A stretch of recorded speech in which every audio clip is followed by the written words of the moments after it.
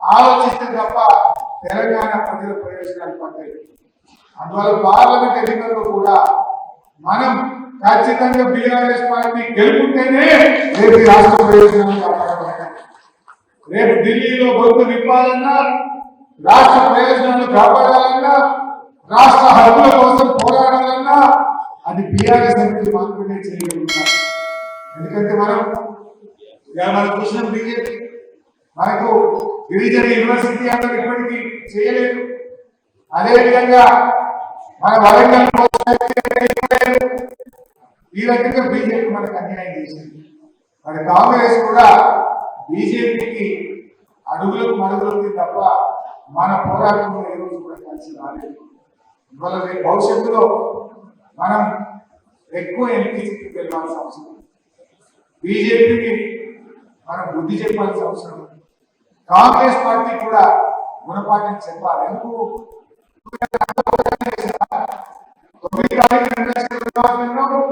Parliament ఎన్నికల్లో నువ్వు 2 లక్షల రుణమాఫీ ఇచ్చిన మాట ప్రకారం చేస్తే నేను ప్రజల నమ్మకం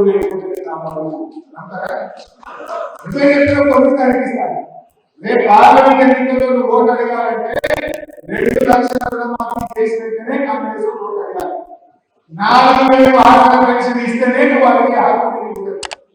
ఓటు ఇచ్చినాకనే నీకు పార్లమెంట్ ఎన్నికల్లో ఓటు అడిగే హక్కు ఉంటుంది. ఇస్తేనే చెప్పినావు, దేవుడి నువ్వే చెప్పినావు, చెప్పి ఓటు వేయించుకున్నావు కనుక ఇచ్చినట్టునే రేపు పార్లమెంట్ ఎన్నికల్లో ఓటు అడిగే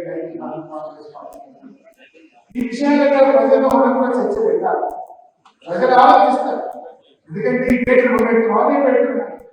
కాంగ్రెస్ పార్టీ వాళ్ళు ఇచ్చిన డేట్లు వాళ్ళే తప్పిండు, వాళ్ళు ఇచ్చిన మాట వాళ్ళే తప్పిండు కనుక ప్రజల్లో చర్చ పెట్టాల్సిన బాధ్యత కార్యకర్తల్లో మనకు. సో ముఖ్యంగా మా బీఆర్ఎస్ కార్యకర్తలు, ప్రజాప్రతినిధులు మంచిగా ప్రజలు అందుబాటులో ఉన్నాయి. బలమైన నాయకత్వం మనకే ఉంటుంది. ఇంకో చిన్న సూచన కూడా ఇవ్వాలి. మీకు మాట ఇచ్చిన కార్యకర్తల మీటింగ్లో కూడా ఎప్పుడు సర్పంచ్ ఎన్నికలు, ఎంపీటీసీ ఎన్నికలు, కౌన్సిలర్ ఎన్నికలు వచ్చినా నేను మీకు వెంటనే ఉండి దగ్గర గెలిపించుకుంటాను మాట ఇచ్చినా తప్పకుండా నిలబడతాను. అయితే ఒక చిన్న సూచన ఏంటంటే ఇక వాళ్ళ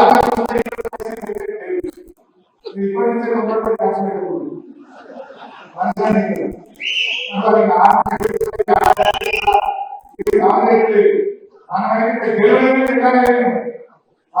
30 సర్పంచ్ పదవిగా అయిపోతుంది.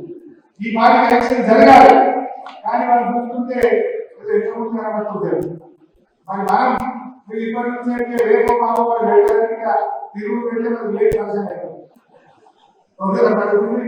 ఇప్పటి నుంచే ఖర్చు పెట్టకుండా ఎప్పుడైతే నేను ఇంకా మా బీఆర్ఎస్ కార్యకర్తలు గెలిపించుకోవడానికి ప్రభావంగా